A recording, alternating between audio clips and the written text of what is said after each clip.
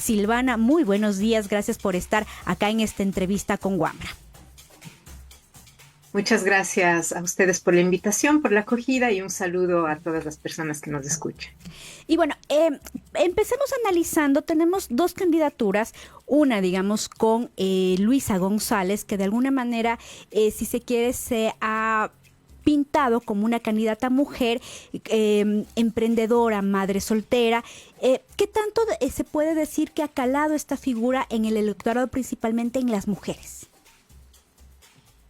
Creo que desde la campaña, sobre todo la campaña en videos, en recursos visuales, en música, incluso ha tenido una orientación que sí ha plasmado ese mensaje de mujer luchadora, de clase trabajadora, que accede a la educación en un momento relativamente tardío, como madre sola y que continúa una lucha y que ese, digamos, espíritu luchador de madre se traduciría en la manera como se guiarían las políticas públicas, incluyendo las de la seguridad, es algo que se ha transmitido a través de la campaña. Sin embargo, ha habido cuestionamientos que han venido sobre todo de sectores de mujeres, de movimientos de mujeres más politizados quizá y claro, de los sectores de mujeres feministas. ¿Por qué todavía, digamos, empeñarse en caracterizar este papel de madre cuando evidentemente Luisa González tiene muchas otras facetas, no sé, laborales, profesionales, etcétera? Pero ¿por qué seguir calzando en el electorado este papel de madre, además como presidenta? ¿Por qué decir que será una madre la presidenta? Históricamente es interesante ver justamente el rol que ha tenido la noción de maternidad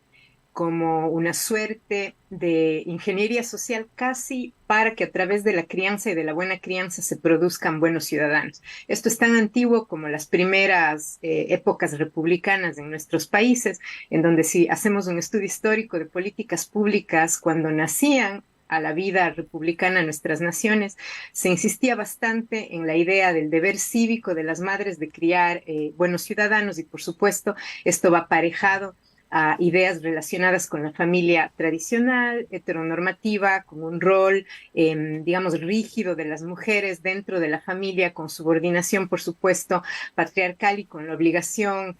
moral y cívica de criar buenos ciudadanos. Y esto es algo que ha atravesado nuestra historia, que se ha vuelto hegemónico, con lo cual quiero decir que ya no es solamente una campaña gubernamental, sino es algo que llega a ser acogido e incorporado a los imaginarios colectivos y no hemos visto una ruptura muy radical de esto, pese a que por supuesto hay maternidades diversas y han existido grupos en la sociedad civil que se han movilizado para promover la idea de que hay que romper también un poco con la noción tradicional de maternidad.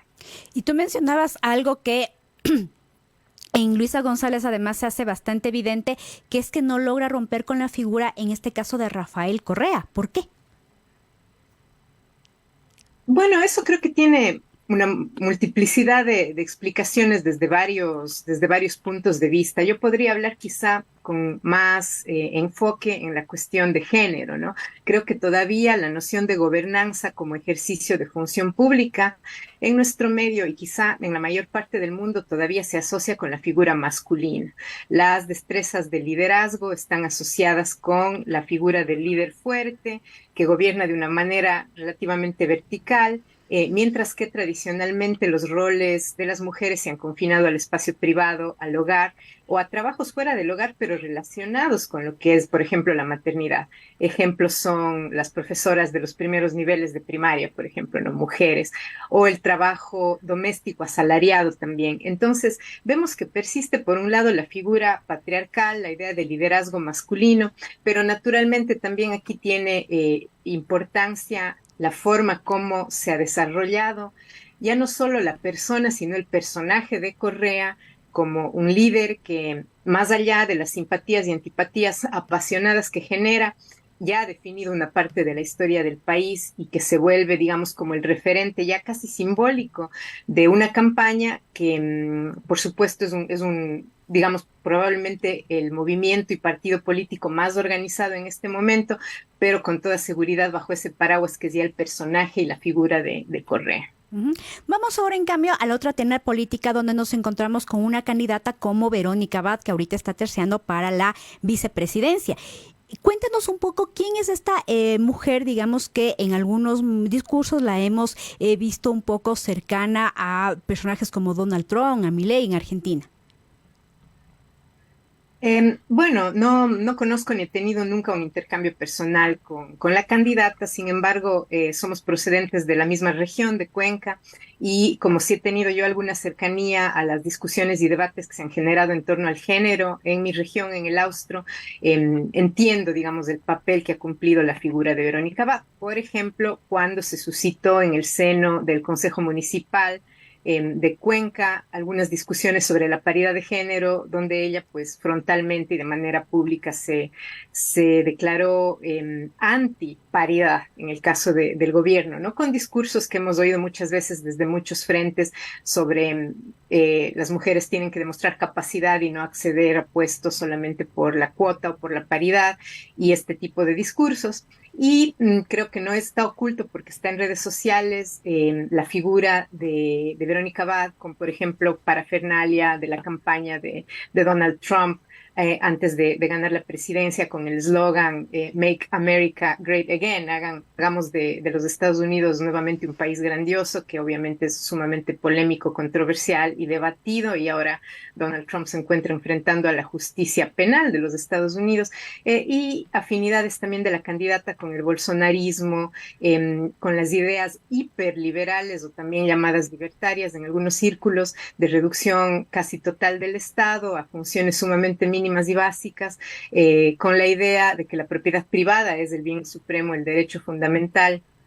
Y se ha distribuido también recientemente un video que entiendo es de hace algún tiempo anterior a la última campaña electoral, en donde pues vemos justamente la explicación de esas ideas en torno al rol del Estado mínimo, en donde debe desaparecer, por ejemplo, la educación pública como un servicio prestado por el Estado, o incluso la salud, la seguridad social y las jubilaciones, ¿no? Entonces creo que ha sido muy vocal y muy evidente esa figura que es bien conocida en entornos feministas, sobre todo en el Austro, que es donde justamente yo, de donde procedo. Pero digamos, si bien con Verónica Abad hemos escuchado ese tipo de discursos, pero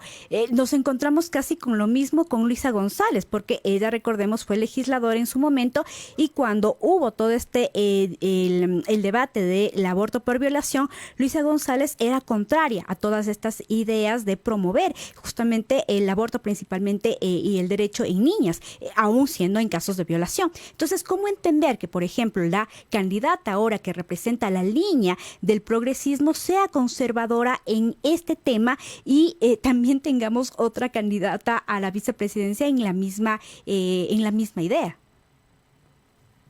Creo que es importante hacer una comparación quizá más matizada y más justa, digamos así, de lo que sería el conservadurismo de izquierda y el conservadurismo de derecha, ¿no? Porque si bien es verdad, podríamos decir que en ambos casos son figuras pro vida, pro familia de alguna manera, hay que entender por qué ese conservadurismo atraviesa todo el espectro político, no solamente en nuestro país, en la región, ¿no? Y también podemos ver manifestaciones de eso en otras partes del mundo. Eso se puede explicar históricamente por la persistencia de imaginarios coloniales sobre la mujer, la familia y la maternidad, imaginarios que, como dije hace un momento, se insertan en la construcción misma de la identidad nacional y persisten, y ese fenómeno de persistencia de ideas traídas de fuera, ¿no?, sobre la organización de la sociedad, sobre las jerarquías y los roles de género, le podemos llamar colonialidad del género, es decir, más allá del fin de la época de colonización en el sentido político, tenemos una persistencia de ideas sobre la organización de la sociedad y los roles de las mujeres a través de la historia. Algo que no ha sido interrogado de forma suficiente por las izquierdas históricamente, aunque por supuesto que ha habido izquierdas que han interrogado esa colonialidad y la racialización de la población. Pero en cuanto a los roles de las mujeres, si examinamos la historia de las izquierdas en América Latina, veremos que en los movimientos ha persistido la idea de que las mujeres son quienes tienen que dedicarse a servir la comida, a lavar los platos, a hacer el trabajo administrativo y de organización, y no el liderazgo como tal. Entonces, ese es un mal que nos atraviesa. Pero yendo nuevamente a la comparación, no, sí creo que es importante notar que si vemos manifestaciones de esa colonialidad en ambas agendas, también hay que poner esas ideas pro vida en el contexto más amplio de la agenda política de cada una, y creo que la diferencia crucial es el rol del Estado en cada una de estas tendencias políticas, porque por un lado vemos la tendencia más hacia la izquierda de la Revolución Ciudadana, que propone un fortalecimiento estatal, la recuperación quizá de infraestructura estatal y servicios públicos que ha ido decayendo por la reducción, por las políticas de austeridad de los últimos gobiernos. Y por otra parte tenemos una agenda bastante confusa en donde por un lado el candidato presidencial se declara de centro izquierda, no entendemos qué quiere decir con eso. Si es que vamos al plan de gobierno, vemos muchas ideas que sugieren privatización, disminución de beneficios como las jubilaciones, aumento de la edad para jubilarse, etcétera. Y están las declaraciones que ya mencioné de Verónica Abad. Entonces diríamos que no son gemelas como se plasmó en algún momento, y tampoco es que da lo mismo, porque, y con esto redondeo un poco la idea sobre la comparación,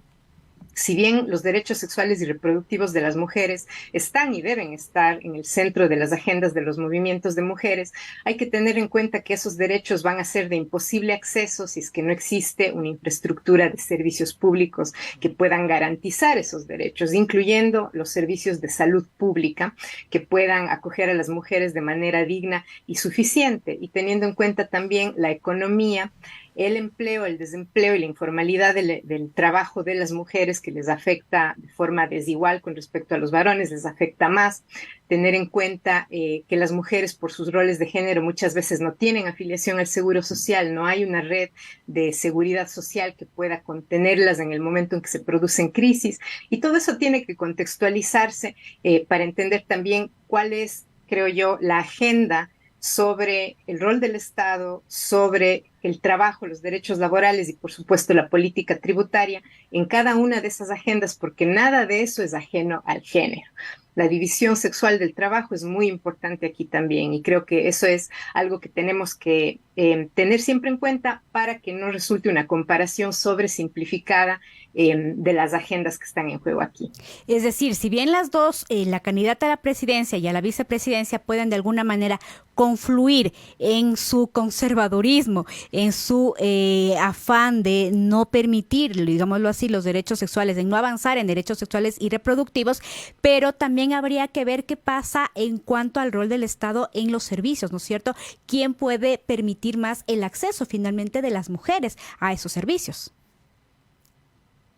El acceso de las mujeres ya material y concretamente hablando a los servicios, no solo declarativamente. Y creo también que aquí hay algo que tener en cuenta, y es que cuando yo hablaba de la colonialidad, del género, esta no se refiere únicamente a el ideario de la familia, a esa imagen tradicional europeizada, blanca, ¿no?, de la familia tradicional, sino también a la división del trabajo. Y lo digo porque en el momento en que se colonizan nuestros territorios y se produce el despojo de las tierras de las personas, se produce también una división sexual del trabajo. Está documentado históricamente que las mujeres tenían una mayor autonomía económica precolonización, y en el momento en el que llegan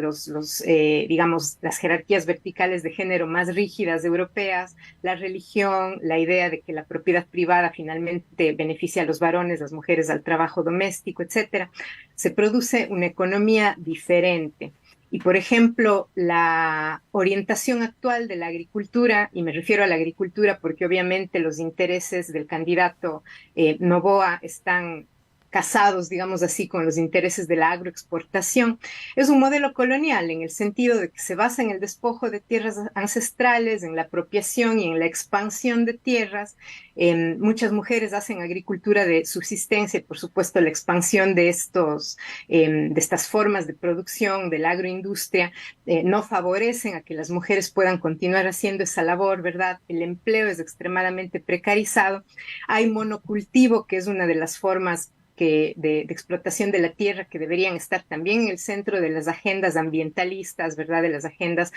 contra el cambio climático, etcétera. Entonces, eso también es género porque afecta de manera desmedida a las mujeres. Todas estas agendas que tienden a favorecer a los grupos de élite empresariales siempre van a desfavorecer a las personas trabajadoras cuando hay tal concentración y tal desigualdad. Y en el mundo de las personas de los sectores populares y de las clases trabajadoras, las mujeres suelen ser las más pobres y por lo tanto las más afectadas, las más empobrecidas, digamos, por estas agendas de expansión económica neoliberal, pero también colonial en muchos aspectos. Ahora, ¿qué significa esto cuando dices que nada es ajeno al género? Porque, digamos, muchas veces en la campaña se dice que, o se deja más bien al género casi que en la última rueda de los temas a topar. Por ejemplo, incluso la misma candidata cuando, Luisa González, cuando hablaba del tema del aborto, decía, bueno, no es tan importante, esto no es necesariamente ahorita lo importante, pero finalmente vemos que sí, que el género está cruzando casi que todo. Efectivamente, creo que el género tiene relevancia para la división del trabajo, como dije hace un momento, en los sectores más precarizados, las que tienen las de perder suelen ser las mujeres y las niñas, ¿verdad? El género atraviesa cuestiones sobre el cambio climático, que es algo que está muy manifiesto este momento en la conciencia ciudadana por la consulta sobre el Yasuní y el Chocuandino, ¿verdad? ¿En qué medida y por qué suelen ser las mujeres más afectadas por el cambio climático en relación con el hecho de estar más empobrecidas, de ser ellas las que suelen estar a cargo de cuestiones como la búsqueda de agua en lugares donde no alcanza el servicio público de agua, ¿verdad? Las personas en las zonas urbanas creemos que es tan fácil como abrir la llave, como abrir el grifo, y no es así para todas las personas. Entonces, la soberanía sobre el agua, el derecho al agua es una cuestión de género, la seguridad alimentaria es una cuestión de género, porque las mujeres suelen estar a cargo de la preparación de alimentos, de la agricultura de subsistencia, del cuidado de las personas, de la niñez, de las personas enfermas, de las personas que requieren más ayuda y soporte para sostener la vida, ¿no? Entonces, eso es cuestión de género también. Y los derechos sexuales y reproductivos se enmarcan también en esto porque se relacionan con el trabajo que hacemos, la posibilidad que tenemos o no de acceder al trabajo asalariado. Para muchas mujeres las jornadas de trabajo no son una, sino dos o tres, porque tengo el trabajo fuera de casa y el trabajo de cuidado dentro del hogar. Si es que no tengo la posibilidad de hacer planificación familiar, puedo caer en el empobrecimiento justamente porque no se puede, por ejemplo, tomar una decisión soberana sobre los hijos que se quieren tener o la decisión de no tener hijos. Las mujeres más empobrecidas suelen ser las más afectadas por la violencia sexual, justamente por no tener la posibilidad de recurrir a servicios que puedan ayudarles a superar esa violencia. En el Ecuador persiste. Ahora todas las personas estamos enfocadas en la seguridad relacionada con el crimen organizado. Esto está afectando a las mujeres de manera desproporcional también. Hemos visto ya noticias, por ejemplo, de la cárcel de Quevedo, de varones ingresando a los pabellones de mujeres, pero no nos olvidemos que cuestiones como el embarazo en niñez y adolescencia, generalmente por violencia sexual, todavía son un problema grave en nuestro medio. Pero eso no se desvincula ni de la pobreza, ni del trabajo en situaciones que no son dignas, del trabajo, digamos, no suficiente, no se desvincula de la cuestión del crimen organizado. Es decir, yo creo que la mirada de género es la que tiene que atravesar a toda la agenda política y eso no ocurre en ninguno de los lados del espectro político en este momento. Y ya para finalizar esta entrevista, Silvana, ambas candidatas de alguna manera, principalmente Verónica Va, digamos, tiene más relación con grupos antiderechos.